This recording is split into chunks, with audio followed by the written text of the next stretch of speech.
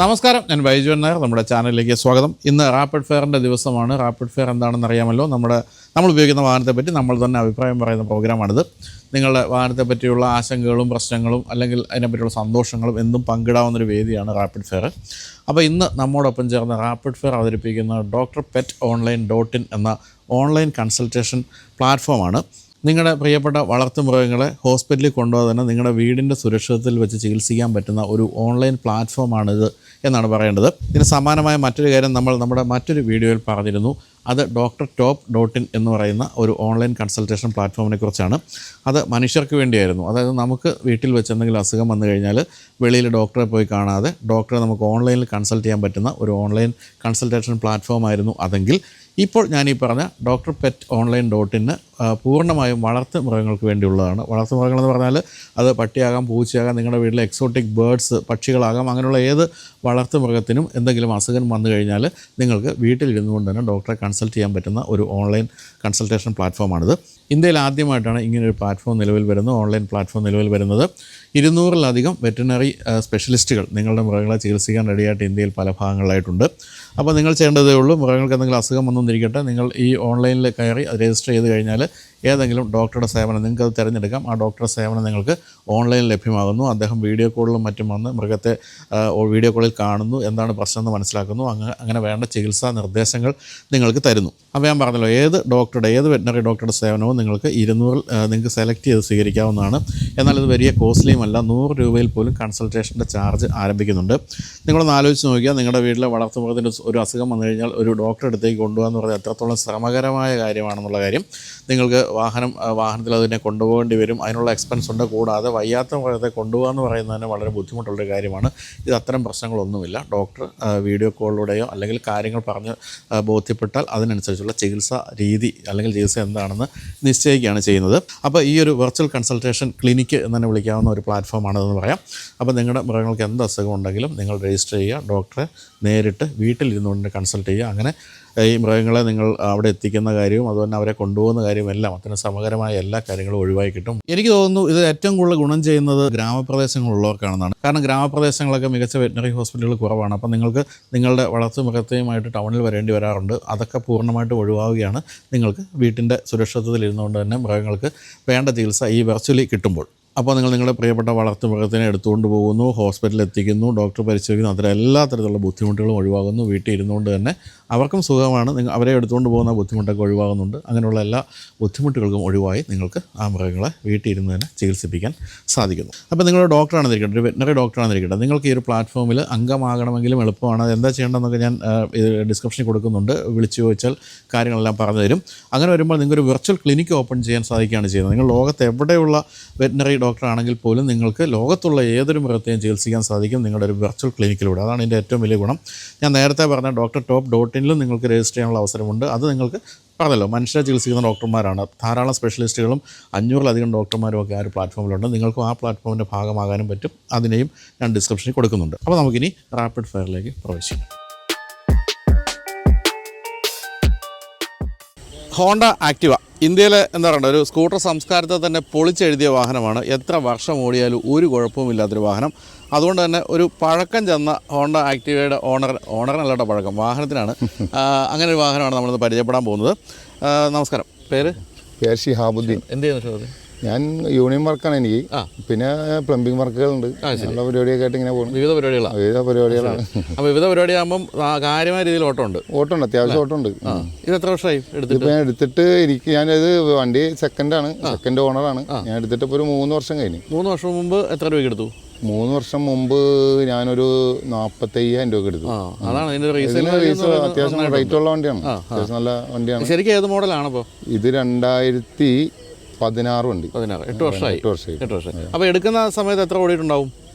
എടുക്കുന്ന സമയത്ത് ഇതിൻ്റെ ഈ കിലോമീറ്റർ ചെറിയൊരു കംപ്ലൈൻ്റ് ആയിട്ടിരിക്കുകയാണ്. എടുക്കുന്ന സമയത്ത് ഞാൻ എടുക്കുമ്പോൾ ഒരു 70,000 കിലോമീറ്ററോളം അന്ന് ഓടിയത്. അത്യാവശ്യം ഓടിയായിരുന്ന വണ്ടിയായിരുന്നു. അതെ. നമ്മളൊരു കമ്പനിക്കാരൻ്റെ വണ്ടിയായിരുന്നു, അവൻ്റെ നിർത്തതാണ്. ശരി.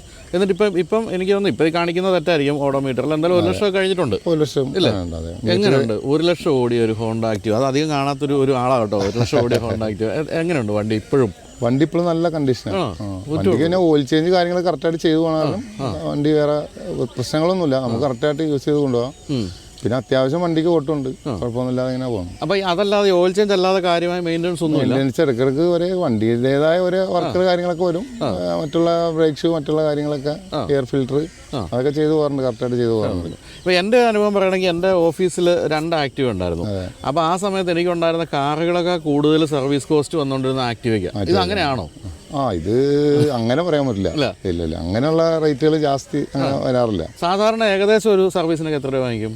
ഒരു മീഡിയം ഒരു ചെറിയ സർവീസ് ഒക്കെ ആണെങ്കിൽ ഒരു 500 താഴെ വരുള്ളൂ, ചെറിയ ചെറിയ കാര്യങ്ങൾക്ക്. പിന്നെ അതിൻ്റെ മേളിൽ ഫുൾ സർവീസ് കാര്യങ്ങളൊക്കെ ആണെങ്കിൽ 1000 ആ ലെവലിലൊക്കെ കണ്ട് പോകും. അതെ. മൈലേജ് എങ്ങനെയുണ്ട്? മൈലേജ് ഇപ്പോൾ വണ്ടിക്ക് ഒരു മാക്സിമം ഒരു 45-50 കിട്ടാറില്ല, 50 ഇല്ല. അത് ഹോണ്ടയ്ക്ക് മാക്സിമം 45 ഉള്ളൂ, ഹോണ്ടയുടെ വണ്ടികൾക്കൊക്കെ. ഇതിന് മുമ്പാണെങ്കിൽ എൻ്റെ കയ്യിൽ യൂണിക്കോൺ ആയിരുന്നു, ഹോണ്ട യൂണിക്കോൺ ആയിരുന്നു. ഞാനതൊരു 8 വർഷത്തോളം അത് ഉപയോഗിച്ച്. ഇറങ്ങിയ ടൈമിൽ എടുത്തിട്ട് അത് ഒരുപാട് നാൾ കൊണ്ടുവരുന്ന വണ്ടിയായിരുന്നു. അത് ഈ ബൈക്കിൽ ഫ്രഷ് ആയിട്ട് എടുത്ത വണ്ടിയാണ് കേട്ടോ, എടുത്ത വണ്ടിയാണ് അത്. 8 വർഷം കഴിഞ്ഞ് 8 വർഷം കഴിഞ്ഞിട്ട് അന്നൊരു 10-30,000 കിട്ടി. അതെ, വണ്ടി കുറച്ച് വർക്കുകളുണ്ട്, അതിൻ്റെ ടെസ്റ്റ് കാര്യങ്ങളൊക്കെ ആയിട്ടൊക്കെ നിൽക്കുന്ന ടൈം ആയതുകൊണ്ട് കുറച്ച്. സാധാരണ ഗതിയിൽ സ്കൂട്ടറിൽ നിന്ന് ബൈക്കിലേക്കാണ് ആൾക്കാർ പോകുന്നത്. ബൈക്കിൽ നിന്ന് എങ്ങനെ സ്കൂട്ടറിലേക്ക് വന്നത്? അത് എൻ്റെ വർക്കിനോട് അനുബന്ധിച്ച് അങ്ങോട്ട് മാറ്റിയതാണ്. അതായത് നമുക്ക് എന്തെങ്കിലുമൊക്കെ കാര്യങ്ങളായിട്ട് വണ്ടിയുടെ ഡിക്കി സ്പേസ് ഉള്ള കാരണം അതിൻ്റെ അകത്ത് വെക്കാനുള്ള ഒരു സ്പേസും കാര്യങ്ങളൊക്കെ ഉണ്ട്. പിന്നെ ഫ്രണ്ടിലായാലും വർക്ക് സംബന്ധിച്ച് പ്ലംബിംഗ് വർക്കായാലും യൂണിയൻ വർക്കായാലും നമുക്ക് ഇത്തിരി കുറച്ച് സൗകര്യങ്ങൾ വേണമല്ലോ. ഈ യൂണിക്കോൺ എന്നൊക്കെ പറയുമ്പോൾ അതിന് നമുക്ക് എന്തെങ്കിലും ഉണ്ടെങ്കിൽ തന്നെ സൈഡ് തൂക്കി ഇടണം, അല്ലെങ്കിൽ ഫ്രണ്ടിൽ കവറിൽ കെട്ടി വെക്കണം, അങ്ങനെയുള്ള പ്രശ്നങ്ങളൊക്കെ ഉള്ള കാരണം ഇതാകുമ്പോൾ നമുക്ക് ആവശ്യമായിട്ട് ഫ്രണ്ട് വെക്കാം, ഡിക്കിയിൽ വെക്കാം, ഡ്രസ്സുകൾ അങ്ങനെയുള്ള കാര്യങ്ങളൊക്കെ ആയിട്ട് ആ സൗകര്യം ഉള്ളതുകൊണ്ടാണ് ഈ വണ്ടിയിലേക്ക് കയറിയത്. അപ്പോൾ ഇപ്പം 1 ലക്ഷം കഴിഞ്ഞ ഒരവസ്ഥയിൽ ഇതെന്താണ് വിൽക്കാൻ പരിപാടിയുണ്ട്? എങ്ങനെയാണ്? ഇല്ല, ഇത് മാക്സിമം എനിക്ക് ഞാനായിട്ട് ഒരു എണിങ്ങിയ ഒരു വണ്ടിയാണ്, അതുകൊണ്ട് അങ്ങനെ കൊടുക്കാനുള്ള പരിപാടി ഇല്ല. അല്ലല്ല, അത് ഞാൻ തന്നെ അത് യൂസ് ചെയ്യാനുള്ള പരിപാടിയാണ്. അപ്പോൾ അതിനുശേഷം ഇപ്പോൾ ഒത്തിരി ഈ ടൈപ്പ് കുറേ വണ്ടികൾ വന്നു, ഇലക്ട്രിക് സ്കൂട്ടറുകൾ വന്നു, അതൊക്കെ ശ്രദ്ധിക്കാറുണ്ടോ? പിന്നെ എല്ലാ വണ്ടികളും ഞാൻ ശ്രദ്ധിക്കാം. നമ്മുടെ ഫ്രണ്ട്സ് മിക്കവർക്കും ഈ ഇലക്ട്രിക് വണ്ടികളാണ്. അതെ, അതിലേക്കൊരു നോട്ടമുണ്ട്. അത് കാലക്രമേണ ഇനിയിപ്പോൾ അത് വെറും നോക്കിക്കൊള്ളാമെന്നുണ്ട്. വണ്ടി എടുക്കണം. അതായത് ഈ പറഞ്ഞ മാതിരി പെട്രോളിന്റെ റേറ്റ് ഒക്കെ കൂടിക്കൊണ്ടിരിക്കുകയാണല്ലോ. അപ്പോൾ അങ്ങനെയുള്ള കാര്യത്തിലേക്ക് ഇറങ്ങേണ്ട വരും. ഇനി ഇലക്ട്രിക്കിന്റെ ബൈക്ക് എടുക്കേണ്ട വരും. കാറായാലും ബൈക്കായാലും. കണ്ണിൽ പെട്ടതേതാ ഇലക്ട്രിക്കൽ? കണ്ടിലിപ്പോൾ ഒരു ലാസ്റ്റ് വണ്ടി ഇറങ്ങിയിട്ടുണ്ടല്ലോ, ഓലയുടെ. അത് നമ്മുടെ കൂട്ടുകാർക്ക് കണ്ടുവന്നവർക്കുണ്ട്. അത് നല്ല വണ്ടിയാണ്. അവർക്ക് ഹാപ്പിയാണ്. അത് ഹാപ്പിയാണ്. അവർക്ക് അത്യാവശ്യം മൈലേജ് ഉണ്ട്. പിന്നെ സർവീസിങ്ങിന്റെ ഇത്തിരി പ്രശ്നങ്ങളൊക്കെ ഉണ്ട്. എന്തെങ്കിലും വർക്ക് വന്നു കഴിഞ്ഞാൽ കുറച്ച് ഡിലേ വരുമെന്ന് അവർ പറയുന്നുണ്ട്, അല്ലാതെ വേറെ പ്രശ്നങ്ങളൊന്നുമില്ല. ഓലയുടെ കാര്യത്തിൽ പലപ്പോഴും ഇത് ഉപയോഗിക്കുന്നവർ പറയുന്ന ഒരു പ്രശ്നം ഇതാണ്, സർവീസ് അത്ര പ്രോപ്പർ അല്ല എന്നുള്ള ഓല ശ്രദ്ധിക്കണം എന്നുള്ളതാണ് നമ്മുടെ ഒരു അഭ്യർത്ഥന. എന്തെങ്കിലും വർക്കുകൾ വന്നാലാണ്ടോ അത് പെട്ടെന്ന് അവർ നമ്മൾ എന്തെങ്കിലും കംപ്ലൈന്റ് കൊടുത്താൽ തന്നെ പെട്ടെന്ന് വന്ന് ചെയ്യാനുള്ള സാവകാശം ഉണ്ടാവില്ല, കുറച്ച് ടൈം എടുക്കുമെന്ന് പറയുന്നത് അങ്ങനെ പറയുന്നുണ്ട്. അതെ. പിന്നെ പൊതുവെ ഒന്നും വരാനില്ല. വണ്ടികൾ നല്ല വണ്ടിയാണ്, ഓലയുടെ വണ്ടി നിലവിൽ നല്ല വണ്ടിയാണ്, നല്ല അഭിപ്രായമാണ് എല്ലാവരും പറയുന്നത്. അതെ. അപ്പോൾ എന്തായാലും നമ്മൾ കഴിഞ്ഞ തവണ നമ്മൾ കണ്ടല്ലോ ഇവിടുത്തെ ഒരു എന്താണ് നമ്മൾ ഈ സ്ഥിരമായിട്ട് ഷൂട്ട് ചെയ്യുന്ന റോഡിലെ നടപ്പുകാരും ഓട്ടക്കാരും ഒക്കെ ഉൾപ്പെടുന്ന ഒരു ഗാങ്ങിനെ പറ്റി നമ്മൾ പറഞ്ഞല്ലോ. ആ ഗാങ്ങിൽ പെടുന്ന ആളാണ് റണ്ണേഴ്സ് ക്ലബ് എന്ന് പറയുന്നത്. അവരിൽ ഇനിയും ആൾക്കാരുണ്ട്. നമ്മളങ്ങനെ അവരെയാണ് നമ്മൾ ഇപ്പോൾ ഇടയ്ക്കിടയ്ക്ക് നമ്മൾ റാപ്പിഡ് ഫെയറിൽ വന്നുകൊണ്ടിരിക്കുന്നത്. അപ്പോൾ എന്തായാലും താങ്ക് യു സോ മച്ച്. അപ്പോൾ നമുക്കൊരു ഇലക്ട്രിക് സ്കൂട്ടറുമായിട്ട് സ്കൂട്ടർ എന്തായാലും എടുക്കണത് കാണും. അപ്പോൾ ഇവിടെ തന്നെ കാണാം. ഞാൻ ഇവിടെ ഉണ്ടാവും. നമ്മൾ ഡെയിലി രാവിലെ വന്ന് പോകണല്ലേ, നമ്മൾ എന്നും രാവിലെ ഉണ്ട്. ഡെയിലി ഒരു 6 മണിക്ക് ഇവിടെ ഉണ്ടാവും. ഞാൻ അതിനിടയ്ക്ക് സാറിനെ മിക്കപ്പോഴും കാണാറുണ്ട്, വരുമ്പോൾ കാണാറുണ്ട്. ശരി, ഓക്കെ, താങ്ക് യു.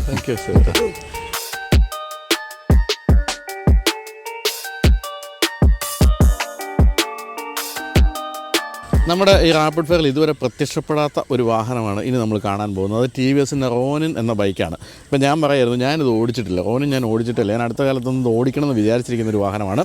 എന്തായാലും അതിൻ്റെ ഓണറിനെ പരിചയപ്പെടാം. നമസ്കാരം. പേര്? ഡിൽജോ. ഡിൽജോ. ഞാനിവിടെ എലൈറ്റ് ഫുഡ്സിൽ വർക്ക് ചെയ്യും. Elite food. നമ്മൾ എലൈറ്റ് ഫുഡിലുള്ള ഒരാളെ നേരത്തെ നമ്മുടെ ഇവിടെ വെച്ച് തന്നെ കണ്ടിട്ടുണ്ട്. എന്തുകൊണ്ട് റോനിൻ?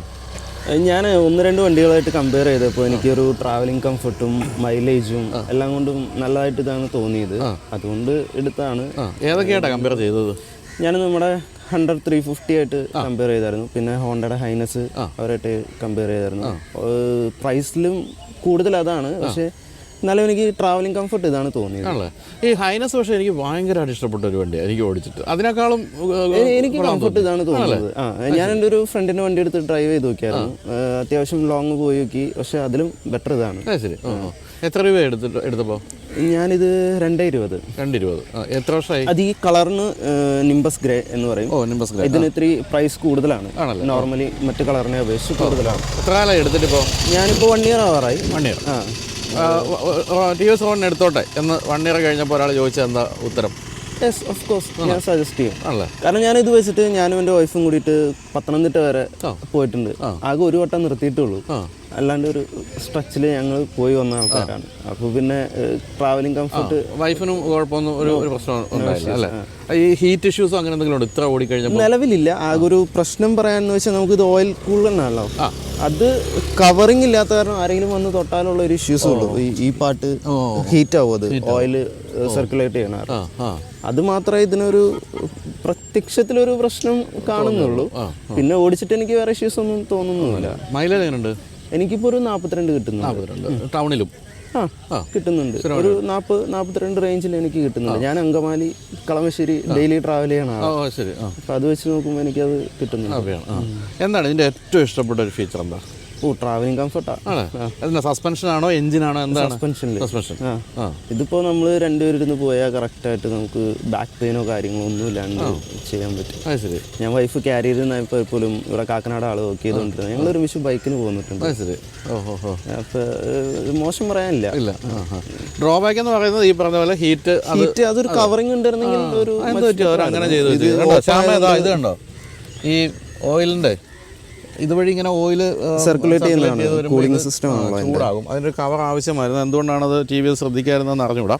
എന്തായാലും ടി വി എസ് ആണ്. ഞാൻ പല വീഡിയോകളിലും പറഞ്ഞു, ടി വി എസ് എന്ന് പറഞ്ഞൊരു പക്ക ഇന്ത്യൻ കമ്പനി ആയിട്ട് പോലും മറ്റ് ധാരാളം കൊളാബറേഷനൊക്കെ ഉള്ള കമ്പനികളുമായിട്ടൊക്കെ ഏറ്റുമുട്ടി എപ്പോഴും മുൻനിരയിൽ നിൽക്കുന്നുണ്ടെന്നുള്ളതാണ് ടി വി എസിനെ സംബന്ധിച്ച് ഏറ്റവും പറയാവുന്നൊരു കാര്യം. എങ്കിൽ പോലും റീസെയിൽ വാല്യൂ കുറവായിരിക്കില്ലേ റോണിൻ്റെ കാര്യത്തിൽ? റീസെയിൽ വാല്യൂ കുറവാണ്. നമ്മൾ പേഴ്സണൽ യൂസ് ചെയ്യുമ്പോൾ റീസെയിൽ അങ്ങനെ എങ്ങനെ പോയാലും നമ്മളൊരു 5-6 വർഷം കഴിഞ്ഞ് കൊടുക്കുമ്പോൾ ഏതൊരു വണ്ടിയായാലും താഴേക്ക് പോരും. ആ ഒരു വാല്യൂ തന്നെ പ്രതീക്ഷിച്ചാൽ മതി. നമ്മൾ എടുത്തിട്ട് അപ്പം തന്നെ കൊടുക്കുമ്പോഴാണല്ലോ റീസെയിൽ വാല്യൂവിന് പ്രാധാന്യമുള്ളൂ. പിന്നെ നോർമലി നമുക്ക് യൂസ് ചെയ്യാമല്ലോ. സർവീസ് കോസ്റ്റ് എങ്ങനെയുണ്ട്? സർവീസ് അഫോർഡബിൾ ആണ്, കുഴപ്പമൊന്നുമില്ല. ഇതിൽ സർവീസ് എനിക്ക് ഷോറൂം സർവീസൊക്കെ പക്കയായിരുന്നു. സർവീസ് സ്റ്റേഷനിൽ കുറച്ച് നെഗറ്റീവ് ഫീലിങ്സ് ഉണ്ടായിരുന്നുണ്ട്. നമ്മളിപ്പോൾ എന്തെങ്കിലും കംപ്ലൈൻറ്റ് പറഞ്ഞാൽ ചിലപ്പോൾ അവർ ചെക്ക് ചെയ്യാതെ പോകുന്ന കുറച്ച് ഇഷ്യൂസ് എനിക്ക് അനുഭവപ്പെട്ടിട്ടുണ്ട്. ഞാൻ പിന്നീട് അവിടെ റിപ്പോർട്ട് ചെയ്യുകയും ചെയ്തായിരുന്നു. പിന്നീട് കുഴപ്പമൊന്നും ഉണ്ടായിട്ടില്ല. വൺസ് എൻ്റെ ഈ പ്ലഗിന് ചെറിയൊരു കംപ്ലൈൻറ്റ് വന്നിട്ട് ഞാൻ റിപ്പോർട്ട് ചെയ്തിട്ട് അവർ അത് നോക്കാതെയാണോ ഇനി അറിയില്ല. പിന്നീട് എനിക്ക് അതേ സെയിം ഇഷ്യൂ വന്നപ്പോൾ ഞാനത് ചെന്ന് പറഞ്ഞ് നിർത്തി ചെക്ക് ചെയ്യിച്ച് പോരേണ്ടി വന്നിട്ടുണ്ട്. അതേത് ഡീലർഷിപ്പാണ്? ഞാനിവിടെ ആലുവ പെരിയാറിൽ ആരെങ്കിലും കേൾക്കുന്നുണ്ടെങ്കിൽ ഒന്ന് ശ്രദ്ധിക്കുക. അത്തരം കാര്യങ്ങൾ വളരെ പ്രധാനപ്പെട്ട കാര്യങ്ങളാണ്, അത് ശ്രദ്ധിക്കാതെ വിടരുത്. ഈ പുതിയ ബൈക്കുകളൊക്കെ ശ്രദ്ധിക്കാറുണ്ടോ? ഞാൻ ഇതെടുത്തതിന് ശേഷം കുറേ ബൈക്കുകൾ വന്നു. ഞാൻ പക്ഷെ എനിക്ക് ഇങ്ങനെ സ്പോർട്സ് വെഹിക്കിളിനെ അപേക്ഷിച്ച് ചെറിയ എന്തെങ്കിലുമൊക്കെ മാറ്റങ്ങളുള്ള വണ്ടികളാണ് പ്രത്യേകിച്ച്. അങ്ങനെ എന്തെങ്കിലും ചുമ്മാ കണ്ടിപ്പെട്ടോ? ഞാൻ ബജാജിന് മറ്റേ ഈ CNG ഇറങ്ങുന്നുണ്ട്, അതൊന്ന് നോക്കിയാലോ എന്ന് ഇങ്ങനെ ആലോചിക്കുന്നുണ്ട്. ഒരു വെറൈറ്റി ബൈക്ക് സെഗ്മെന്റിൽ വ്യത്യാസമുള്ള ഒരു ഇതാണല്ലോ. ശരിയാണ്, നല്ല ലാഭകരമായിട്ട് ഓടിക്കാവുന്ന ഒരു സാധനമാണ്. നമ്മൾ ഈ റോഡിൽ തന്നെയാണത് ടെസ്റ്റ് റൈഡ് ചെയ്തിരുന്നത്. നമ്മുടെ വീഡിയോ വന്നിട്ടുണ്ട്. അത് ഓടിച്ച് നോക്കിയോ? ഇല്ല, ഞാൻ പോയിട്ടില്ല, സമയം കിട്ടിയിട്ടില്ല. ഈ ഡിസംബർ തിരക്ക് അത് കഴിഞ്ഞിട്ടൊന്ന് ആകർഷിച്ചത് അതിന്റെ മൈലേജ് ആണോ? അതിന്റെ ഒരു മൈലേജും അതിന്റെ ഒരു നമ്മുടെ സാധാ വണ്ടികളെ അപേക്ഷിച്ച് ഡിഫറൻസ് ആണുള്ളൊരു ഇതും. ഓക്കെ. അപ്പോൾ എന്തായാലും വളരെ ഹാപ്പി ആയിട്ടുള്ള TVS റോണിൻ കസ്റ്റമറാണ് നമ്മൾ കണ്ടത്. പക്ഷേ ഈ പറഞ്ഞ ബജാജിൻ്റെ CNGയിലേക്കൊന്ന് മനസ്സ് ചെരിഞ്ഞിട്ടുണ്ട് എങ്കിൽ പോലും ഈ കാര്യത്തിൽ വളരെ ഹാപ്പിയാണ്. അപ്പം എനിക്ക് തോന്നുന്നു അധികം ശ്രദ്ധിക്കപ്പെടാതെ പോയൊരു വാഹനമാണ് റോണിൻ എന്നുള്ളതാണ്. പക്ഷേ വളരെ നല്ല ഫീഡ്ബാക്കാണ് നമുക്കിപ്പോൾ റോണിൻ്റെ കാര്യത്തിൽ കിട്ടിയിരിക്കുന്നത്. അപ്പോൾ എന്തായാലും താങ്ക് യു സോ മച്ച്. അപ്പോൾ നമുക്കിനി ബജാജ് ഒക്കെ എടുക്കുകയാണെങ്കിൽ ഈ റോഡിൽ തന്നെ നമ്മൾ കാണും രാവിലെ 6 ആകുമ്പോൾ കേട്ടോ. കാണാം. Okay, by.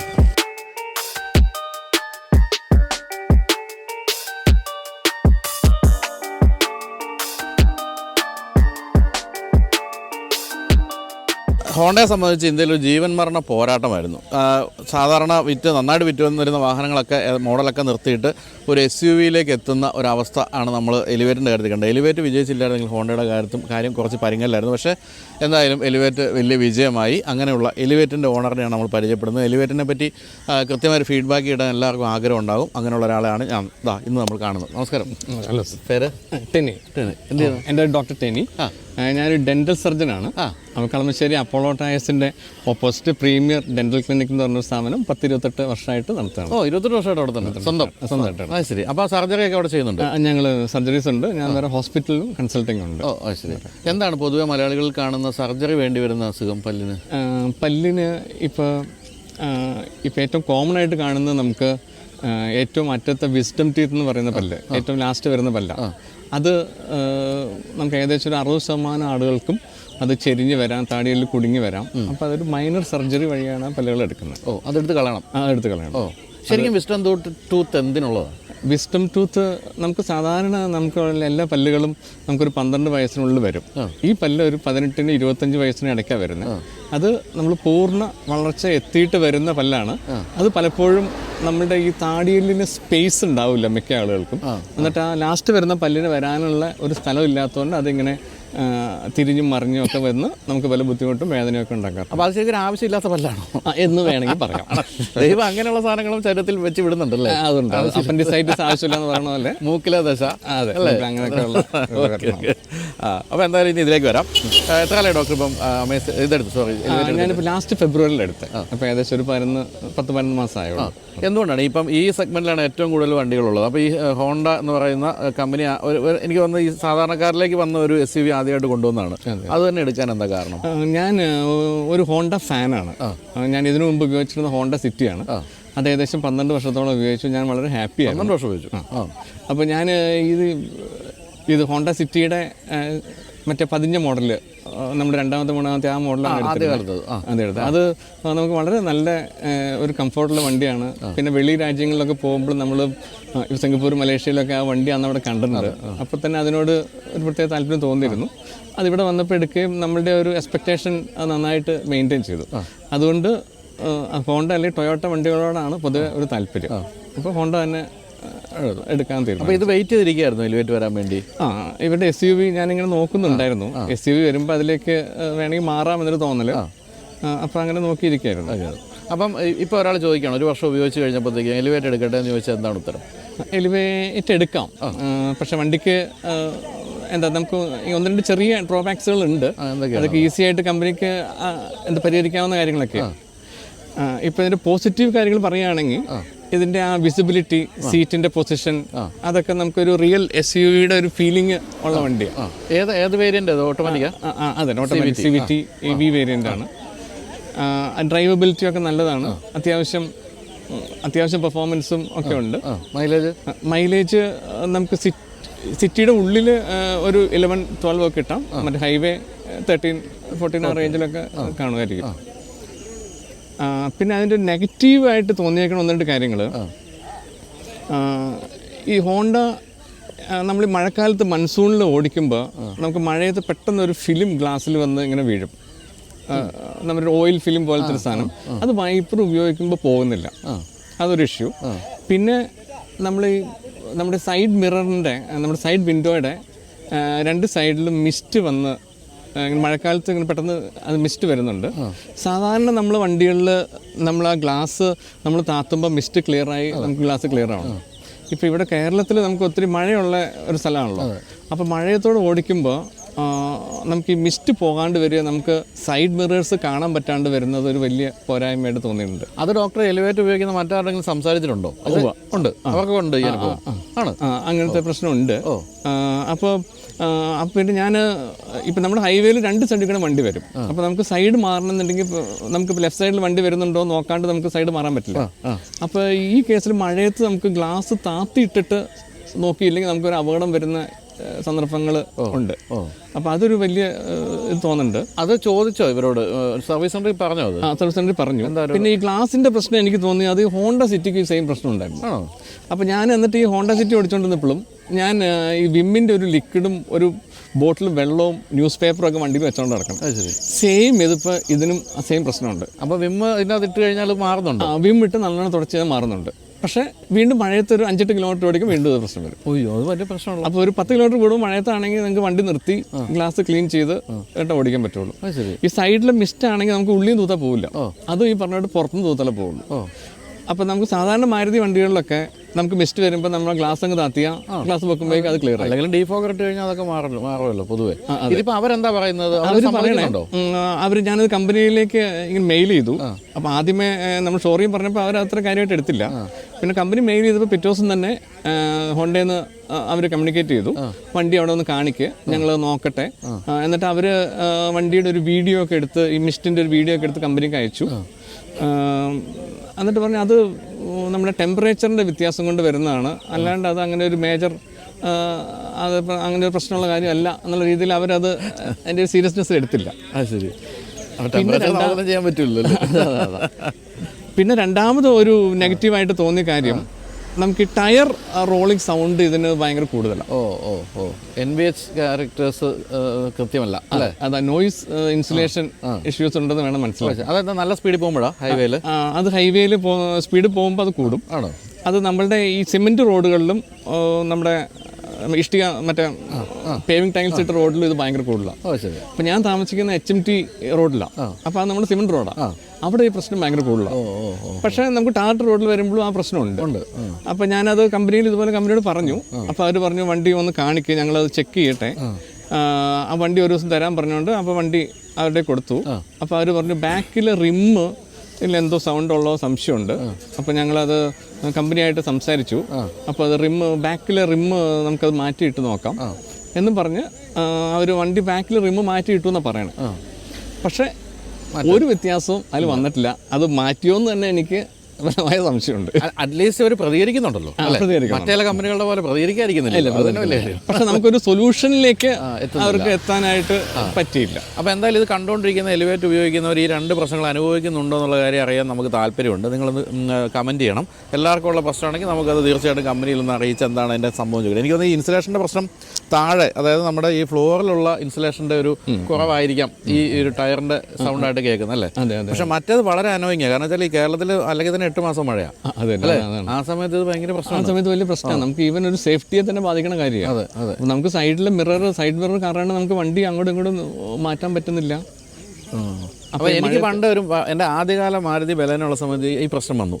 എന്നിട്ട് അത് അവർ പറഞ്ഞത് വാറണ്ടി പീരീഡിൽ തന്നെ അവർ മാറ്റി തന്നു ഗ്ലാസ്. അതിന് കാരണം അവർ പറഞ്ഞത് ഒരു ഫംഗസ് ഇൻഫെക്ഷൻ ആണെന്നാണ്. ആ ഫംഗസ് ഇൻഫെക്ഷൻ ഉണ്ടെങ്കിൽ മഴ പെയ്യുമ്പോൾ ഈ ഗ്ലാസ്സിൽ ഇങ്ങനെ ഒരു പ്രശ്നം വരുന്നതുകൊണ്ട് അവർ ആ ഗ്ലാസ് ഒന്ന് മാറ്റി. അങ്ങനെ സംഭവം പണ്ട് ഉണ്ടായിട്ടുണ്ട്. അത് അങ്ങനെ എന്തെങ്കിലും പ്രശ്നമാണോ ഇതെന്നുള്ള കാര്യം ഒന്ന് നോക്കേണ്ടതുണ്ട്. എന്തായാലും വളരെ പ്രധാനപ്പെട്ട ഒരു കൺസേൺ ആണ് കേരളത്തെ സംബന്ധിച്ച് പ്രത്യേകിച്ചും. അത് നമ്മൾ ഗ്ലാസ് താത്തുമ്പോൾ അതൊരു ഫെൽറ്റ് പോലെ എന്തെങ്കിലും ഉണ്ടെങ്കിൽ അതങ്ങനെ ക്ലീൻ ആവില്ലേ? അത് അതിൻ്റെ സൈഡിലും ഈ പോലെ പാഡിംഗ് ഉണ്ട്. ആ പാഡിങ്ങിനും അത്രയും ക്ലോസ് ആയിട്ടായിരിക്കില്ല ഗ്ലാസ് ഇറങ്ങി പോകുന്നത്. അതുകൊണ്ടായിരിക്കും ചെറിയ ചെറിയ കാര്യങ്ങളാണ്. പക്ഷെ അത് ഭയങ്കര പ്രശ്നമാണ്. ഭയങ്കര പ്രശ്നം. ഡ്രൈവിംഗിൽ നമുക്കത് വലിയൊരു സേഫ്റ്റി കൺസേണും കൂടെയാണ്. അപ്പോൾ എന്തായാലും അത് അഡ്രസ്സ് ചെയ്യണം. എന്താണെന്നുള്ളതെന്ന് ഇപ്പോൾ ഹോണ്ടയിൽ ആരെങ്കിലുമൊക്കെ കാണുന്നുണ്ടാവുമെന്ന് എനിക്കറിയാം. ഒന്ന് ശ്രദ്ധിക്കേണ്ട കാര്യമുണ്ട്. എങ്കിൽ പോലും മറ്റെല്ലാ കാര്യത്തിലും ഹാപ്പിയാണ്. കാത്തിരുന്ന് വാങ്ങിച്ചൊരു വാഹനം അങ്ങനെ മോശം എന്ന് പറയാൻ ഒരു തരത്തിലും ഇതല്ലാതെ മറ്റൊന്നും പറയാനില്ല. സർവീസ് കോസ്റ്റോ ഒരു വർഷം സർവീസ് കോസ്റ്റ് ഇപ്പോൾ പുതിയ വണ്ടി ആയതുകൊണ്ട് ഇപ്പോൾ നമുക്ക് ഇപ്പോൾ ഇതുവരെ കോസ്റ്റ് ഒന്നും വന്നില്ല.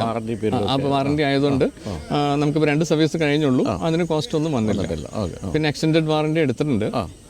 എക്സ്റ്റൻഡഡ് വാറണ്ടിയുടെ ഒരു പ്രൂഫ് അവർ തന്നിട്ടില്ല. അതിപ്പോൾ പൊതുവെ തരാറില്ല.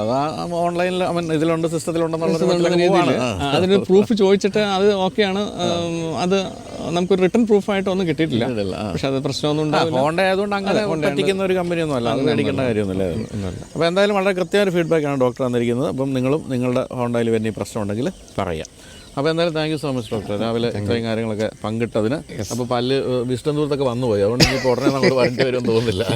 Nice meeting you. രാവിലെ താങ്ക് യു.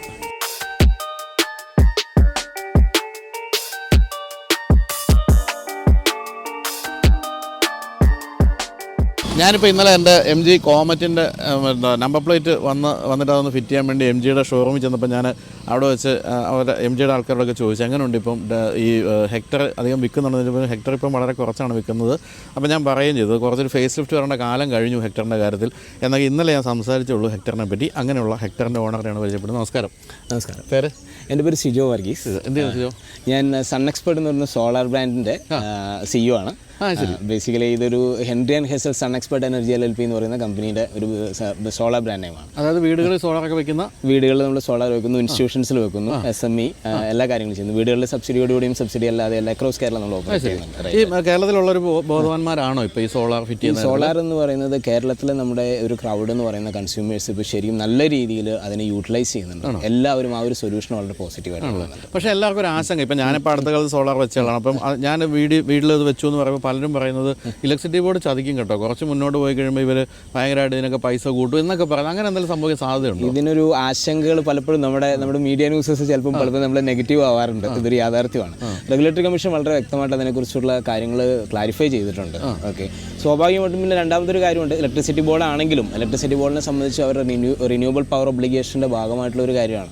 അപ്പോൾ ഇലക്ട്രിസിറ്റി ബോർഡും KCB തന്നെ നല്ല രീതിയിൽ പ്രൊമോട്ട് ചെയ്യുന്ന ഒരു കാര്യമാണ്. പിന്നെ ടെക്നിക്കലായിട്ട് വരുന്ന കാര്യങ്ങളെ കൗണ്ടർ ചെയ്യാനായിട്ട് നമുക്ക് റെഗുലേറ്ററി കമ്മീഷൻ പോലുള്ള മെക്കാനിസംസ് ഉണ്ട്. അത് തീർച്ചയായിട്ടും ഇൻഡസ്ട്രി എല്ലാം അതിന് പുറകിലുണ്ട്. സ്വാഭാവികമായിട്ടും ആ കാര്യം നടക്കുന്നത് വലിയ പ്രശ്നമൊന്നുമില്ല, പൊക്കോളും. ഇല്ല, അതിൽ പ്രശ്നമുള്ള ഒരു ആശങ്കപ്പെടേണ്ട ആവശ്യമേ ഇല്ല. എന്തായാലും ഞാൻ സത്യം പറയല്ല, ഭയങ്കര ഹാപ്പിയാണ്. കാരണം ഞാൻ എൻ്റെ ജീവിതത്തിൽ ആദ്യമായിട്ടാണ് സോളാർ വീട്ടിൽ ഫിറ്റ് ചെയ്യുന്നത്.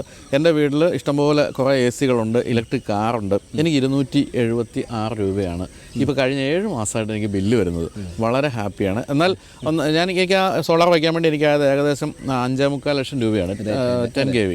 അതൊക്കെ എപ്പോഴേ തിരിച്ചു കിട്ടും, വളരെ പെട്ടെന്ന് 1.5 വർഷം കൊണ്ട് തിരിച്ചു കിട്ടും. എസ്പെഷ്യലി നമ്മളിപ്പോൾ EV എന്ന് പറയുന്നത്, കാരണം ഇപ്പോൾ നമ്മൾ കാണുന്ന EVയുടെ ഒരു ട്രാൻസിഷനൊക്കെ വളരെ പെട്ടെന്നാണ്. ഇതിന് രണ്ടാമത്തെ കാര്യം, നമ്മുടെ ക്വാളിറ്റി ഓഫ് ലിവിങ് മലയാളിയുടെ വളരെ കൂടുതലാണെന്ന് തന്നെ പറയണം. കാരണം നമ്മുടെ ഒരു ഇന്റർനാഷണൽ എക്സ്പോഷർ അങ്ങനെയാണ്. നമ്മളെല്ലാവരും AC ഒക്കെ വെച്ച് അങ്ങനെ ഒരു കാര്യം അതിൽ നമുക്ക് പുറകിലേക്ക് പോകാൻ പറ്റില്ല. അപ്പം നമുക്ക് അതിൻ്റെ പവർ ഷോർട്ടേജ് പരിഹരിക്കാനായിട്ടുള്ള ഏറ്റവും നല്ല മാർഗ്ഗം എന്ന് വെച്ചിട്ടുണ്ടെങ്കിൽ ഒരു ഓൾട്ടർനേറ്റീവ് പവർ സോഴ്സ്, റിന്യൂവബിൾ ആയിട്ടുള്ള ഒരു പവർ സോഴ്സിനെ കുറിച്ച് ആലോചിക്കാവുന്നതാണ്. അപ്പോൾ അങ്ങനെയൊക്കെയുള്ള ഒരു സോളാർ കമ്പനിയുടെ ഉടമ എന്തുകൊണ്ട് ഇലക്ട്രിക് വാഹനം വാങ്ങിച്ചില്ല എന്നുള്ള ശക്തമായ ഒരു ചോദ്യമാണ് ഇത് ഞാൻ ഏകദേശം കഴിഞ്ഞ 4 വർഷമായിട്ട് ഉപയോഗിക്കുന്ന ഒരു വണ്ടിയാണ്. ഇലക്ട്രിക് വാഹനം തന്നെയാണ് അടുത്ത നമ്മുടെ പ്ലാൻ. യാതൊരു സംശയമില്ല. അധികം താമസിയാതെ തന്നെ അതിലേക്ക് എത്താൻ കഴിയുമെന്നാണ് വിചാരിക്കുന്നത്. 4 വർഷം മുമ്പ് ഹെക്ടർ വാങ്ങിക്കാൻ എന്താ കാര്യം? കാരണം വെച്ചാൽ MG എന്ന് പറഞ്ഞ ഒരു കമ്പനി വരികയും അത് ചൈനീസ് ആണെന്നൊക്കെ പറഞ്ഞ് ഭയങ്കരമായ പ്രചരണം വരികയും, പക്ഷേ ആ സമയത്ത് തന്നെ ഇതിനോടൊപ്പം നിൽക്കുന്ന നല്ല ഇന്ത്യൻ വാഹനങ്ങളൊക്കെ ഉള്ള ഒരു കാലഘട്ടവുമാണ്. എന്നിട്ട് എന്തുകൊണ്ട് MGയിലേക്ക് വന്നു? MG എന്നെ ഏറ്റവും കൂടുതൽ അതിൽ ആകർഷിച്ച കാര്യം, ഞാൻ സാധാരണഗതിയിൽ എൻ്റെ ഒഫീഷ്യൽ ആവശ്യങ്ങൾക്കും പേഴ്സണൽ ആവശ്യങ്ങൾക്കുമായിട്ട് ലോങ് ഡ്രൈവ്സ് പോകുന്നതാണ്. അപ്പോൾ അതുകൊണ്ട് തന്നെ നമുക്ക് ഈ ലോങ് ഡ്രൈവ്സിലുള്ള കംഫർട്ട്സ് വളരെ ഇമ്പോർട്ടൻ്റ് ആണ്. അപ്പോൾ ഇതിൻ്റെ ലെഗ് റൂം എന്ന് പറയുന്ന സാധനം ബേസിക്കലി ശരിക്കും പറഞ്ഞാൽ നമ്മൾ വല്ലാതെ എന്താ പറയുക ഒരു അട്രാക്ട് ചെയ്തൊരു ഫാക്ടറാണ്. അതാണ് മെയിൻ ആയിട്ടുള്ളൊരു കാര്യമായിട്ട് പറയുന്നത്. പിന്നെ MG എന്ന് പറയുന്ന ബ്രാൻഡിൻ്റെ കാര്യങ്ങൾക്ക് ഓഫ് കോഴ്സ് അത് ചൈനീസ് ആണ്, മറ്റുള്ള കാര്യങ്ങളാണെന്നൊക്കെ പറയുമ്പോഴും ഐഡിയലി ഓട്ടോമേഷൻ ആ ഒരു പോയിന്റ് ഓഫ് ടൈമിൽ ഒരു പക്ഷേ ഓട്ടോമേറ്റഡ് ആയിട്ടുള്ള കാര്യങ്ങൾക്ക് ഒരു പക്ഷേ it was one of the best option. Features അസാധ്യമായിട്ടുള്ള ഫീച്ചേഴ്സ് ആയിരുന്നു. ഇന്ന് അതിനുവേണ്ട ഒരുപാട് ഓൾട്ടർനേറ്റീവ്സ് നമ്മുടെ എല്ലാ വണ്ടികളും അങ്ങനെ തന്നെ വരുന്നുണ്ട്. പക്ഷേ ആ കാലഘട്ടത്തിൽ ഒരു പക്ഷേ പറയുകയാണെങ്കിൽ this was one of the best. അത് തന്നെയാണ്. അപ്പോൾ ഇപ്പോഴും 4 വർഷം കഴിഞ്ഞിട്ടും ആ ഒരു എന്താ പറയുക ഇത് തന്നെയാണ് നിൽക്കുന്നത്, സ്റ്റാൻഡിൽ തന്നെയാണ്. സ്റ്റാൻഡിൽ തന്നെ വലിയ കാര്യങ്ങൾ, ചെറിയ ഹാങ്ങിങ്സ് ഒക്കെ ഉണ്ടെങ്കിൽ തന്നെയും അത് എനിക്ക് തോന്നുന്നത് ഇപ്പോൾ ഏതൊരു സാധനമാണെങ്കിലും ഒരു അല്പം കഴിയുമ്പോൾ അതിൻ്റേതായിട്ടുള്ള ചെറിയ പ്രശ്നങ്ങളുണ്ടെങ്കിൽ തന്നെയും വലിയ തെറ്റില്ലാത്ത രീതിയിൽ അത് ഓപ്പറേറ്റ് ചെയ്ത് പോകുന്നു എന്നുള്ള കാര്യമാണ്. അത് നമ്മൾ ഒരു കാര്യം നമ്മൾ കൊണ്ടു നടക്കുമ്പോൾ മെയിൻ ആയിട്ടുള്ള കാര്യം വെതർ നമ്മുടെ പോസിറ്റീവ്സും നെഗറ്റീവ്സും നമ്മൾ അനലൈസ് ചെയ്യുമ്പോൾ അതിനുള്ള എവിടെ വെയിറ്റേജ് നിൽക്കുന്നു എന്നുള്ള കാര്യമാണ്. ആ ഒരു concept I am happy with. അപ്പോൾ ഞാൻ ഈ MG ഗവൺമെൻറ് കാര്യത്തിൽ പലരും ചോദിക്കുമ്പോൾ ഞാൻ പറയുന്നതാണ് അതിൻ്റെ നെഗറ്റീവ് എന്ന് പറഞ്ഞാൽ പ്രധാനമായിട്ടും 2 കാര്യങ്ങളാണ്. ഒന്ന്, അത് പക്ക സിറ്റി കാറാണ്. നമുക്കിപ്പോൾ പെട്ടെന്ന് ഓടിച്ച് കാസർഗോഡ് പോകണമെന്ന് പറ്റില്ല, 200 കിലോമീറ്റർ റേഞ്ച് കിട്ടുള്ളൂ. പക്ഷേ പോസിറ്റീവ്സ് അതിനേക്കാളൊക്കെ ഇഷ്ടം പോലെ പലരും പറയല്ലേ അവൻ്റെ സ്വഭാവം കാര്യത്തിൽ ശരിയല്ലെങ്കിലും ആള് മൊത്തത്തിൽ കൊള്ളാം. അപ്പോൾ ഇതിപ്പോൾ എത്ര കിലോമീറ്റർ ഓടിക്കാണ് 4 വർഷം? ഇപ്പോൾ 1 ലക്ഷം, ഇപ്പോൾ ജസ്റ്റ് 98,000 പ്ലസ് ആണ്. ഇൻ ബിറ്റ്വീൻ ആയിട്ട് വേറൊരു കാർ എടുത്തായിരുന്നു. അപ്പോൾ അതിൻ്റെ MGയുടെ ഓട്ടം കുറച്ച് കുറഞ്ഞു. ലോങ്ങിൽ 99,000 കിലോമീറ്റർ, 1 lakh കിലോമീറ്റർ ആയി. പെട്രോളോ ഡീസലോ? പെട്രോൾ മൈലേജ് കുറവാണെന്നൊരു മൈലേജ് കുറവാണെന്നൊരു ഫാക്ട് റിയലി ആയിട്ട് ഒരു കോൺസെപ്റ്റ് തന്നെ നിൽക്കുന്നുണ്ട്. ഒരു 9.5 to 10 ആ റേഞ്ചിലൊക്കെ നമ്മൾ പ്രതീക്ഷിച്ചു. ഹൈവേയിലും വെച്ചിട്ടുണ്ടെങ്കിൽ ആവറേജ് ഔട്ട് വരുമ്പോഴത്തേക്കും ഓട്ടോമാറ്റിക്കലി ഒരു സമയത്ത് നമുക്ക് വളരെ ക്ലിയർ ആയിട്ട് ക്ലച്ച് വൈസ് ആയിട്ട് ക്ലിയർ ആയിട്ട് പോവാം. പക്ഷെ അതേസമയം തന്നെ ഒരു 10 കിലോമീറ്റർ ലോങ് ഡ്രൈവ് ഒക്കെ ക്ലിയർ ലോങ് ഡ്രൈവ് മാത്രമാണെങ്കിൽ അത് ആപ്റ്റ് ടൈമിംഗ് ആണെങ്കിൽ നമുക്കതൊരു 10-11 വരെയൊക്കെ എക്സ്പെക്ട് ചെയ്യാം. അത്രേ. ഈ നമ്മുടെ ആക്ട്രസ് ഉണ്ടല്ലോ ലെന ഇത് പെട്രോൾ വാങ്ങിച്ചിട്ട് ഒരിക്കൽ എൻ്റെ അടുത്ത് പറഞ്ഞു പെട്രോൾ അടിച്ച് പണ്ടാണ് കേട്ടോ. ഇതൊരു യാഥാർത്ഥ്യമാണ്. ചില സമയങ്ങളിൽ പെട്രോൾ അടിക്കുമ്പോൾ ആയിരിക്കും ഒരു സംഭവമാണ് എന്നുള്ള കാര്യം വിചാരിക്കാതെ ഇല്ല. അപ്പോൾ എത്രയും പെട്ടെന്ന് ഇനി ഇതിലേക്ക് മാറുകയാണ്, ഇലക്ട്രിക് വാഹനത്തിലേക്ക് മാറും. ഏതാണ് മനസ്സിൽ കണ്ടിരിക്കുന്ന വാഹനം? EVയിൽ നമ്മളിപ്പോൾ BYD തീർച്ചയായിട്ടും എൻ്റെ ഒരു ഓപ്ഷനാണ്. BYD ആണ് നമ്മുടെ ഏത് BYDയുടെ ഇപ്പം ലേറ്റസ്റ്റ് സീരീസ് വന്നിരിക്കുന്നതിൽ കുറച്ചും കൂടി ഉള്ള റിസർച്ചസ് നടക്കാനുണ്ട്. എന്താണെങ്കിലും ആസ് എ ബ്രാൻഡ് നമ്മൾ പോകുമ്പോൾ അങ്ങനെ ഒരു കോൺസെപ്റ്റാണ് മൈൻഡിലുള്ളത്. ചൈന തന്നെ നിൽക്കും. അല്ല, ചൈന എന്നുള്ളതല്ല, ചൈനയിൽ നമുക്ക് ചൈനയിൽ നിന്ന് ആപ്പിൾ ഫോൺ വരുന്നുണ്ട്. ഓക്കെ, ഞാൻ ഓപ്പറേറ്റ് ചെയ്യുന്ന സോളാർ ഇൻഡസ്ട്രിയിൽ ഞങ്ങൾ ചൈനയിൽ നിന്ന് സാധനം പാനലുകളൊക്കെ വരുന്നു. ഇപ്പോൾ ലോങ്കി എന്ന് പറഞ്ഞാൽ ഞങ്ങൾ ഉപയോഗിക്കുന്ന ചില പാനലുകളുണ്ട്. ആ പാനലുകളുടെ ഏറ്റവും ബെസ്റ്റ് ക്വാളിറ്റിയുള്ള സാധനങ്ങൾ അവിടെ വരുന്നുണ്ട്, ഏറ്റവും വേഴ്സ്റ്റ് ക്വാളിറ്റിയും വരുന്നുണ്ട്. So you look for the quality irrespective of the country എന്നുള്ള കോൺസെപ്റ്റ്. ശരിയാണ്. അപ്പോൾ ഇതിന് റീസെയിൽ വാല്യൂ ഇനി കുറവാനുള്ള സാധ്യതയുണ്ട് അല്ലേ? അത് തീർച്ചയായിട്ടും നമ്മൾ പ്രതീക്ഷിക്കണം. പിന്നെ രണ്ടാമത്തെ കാര്യം വെച്ചിട്ടുണ്ടെങ്കിൽ നെക്സ്റ്റ് വേർഷൻസ് വന്നു കഴിഞ്ഞു. പിന്നെ ഒരു കാര്യം എന്ന് വെച്ചിട്ടുണ്ടെങ്കിൽ നമ്മളൊരു കഴിഞ്ഞ കുറച്ച് നാളുകളായിട്ട് കാണുന്ന ഒരു കാര്യം, ഒരുപക്ഷെ സർവീസ് കോസ്റ്റ് അത് കൂടിക്കൊണ്ടിരിക്കുന്നു. സർവീസ് കോസ്റ്റ് ഒരു 40 to 60 പൈസ ഉണ്ടായിരുന്നത് ഇപ്പോൾ ഏകദേശം ഒരു 1.2 rupees to 1.3 rupeesലേക്ക് മാറി. കിലോമീറ്റർ. അപ്പോൾ അതും കൂടെ ഈ മൈലേജിൽ ആഡ് ചെയ്ത് പോകണം. അതാണ് അതൊരു പണ്ടതൊരു വളരെ പോസിറ്റീവ് ഫാക്ടർ ആയിരുന്നു. ഇന്ന് അത് അത്രയ്ക്ക് പോസിറ്റീവ് ഫാക്ടർ ആയിട്ടുള്ള ഒരു കാര്യമല്ല. എന്ന് തന്നെ അല്ല, എനിക്ക് തോന്നുന്നു എൻ്റെ ഒരു അഭിപ്രായം ഹെക്ടർ ടോട്ടലി ഒന്ന് മാറേണ്ട കാലവും കഴിഞ്ഞു. കാരണം ഞാൻ ഇത്രയും സൈസുള്ള ഒരു വണ്ടി ഒരു 5 സീറ്ററിൽ ലിമിറ്റ് ചെയ്ത് പോകാന്ന് പറയുന്നതിന്റെ എന്തോ ഒരു പ്രശ്നം സ്വാഭാവികമായിട്ടും ഉണ്ട്. എങ്കിൽ പോലും ഈ പറഞ്ഞ പോലെ ഈ ഇന്ത്യയുടെ സ്പേസ് ആയാലും കംഫർട്ട് ലെവലായാലും പക്കയാണ്, ഒന്നും പറയാനില്ലാത്തൊരു. അതിന് നമുക്കൊരു കംപ്ലൈന്റ് പറയാനില്ല. അപ്പോൾ എന്തായാലും താങ്ക് യു സോ മച്ച്. അപ്പം നമുക്ക് വീണ്ടും കാണാം ഒരു ഇലക്ട്രിക് വാഹനമായിട്ട് BYD വീണ്ടും കാണാൻ പറ്റും. Thank you.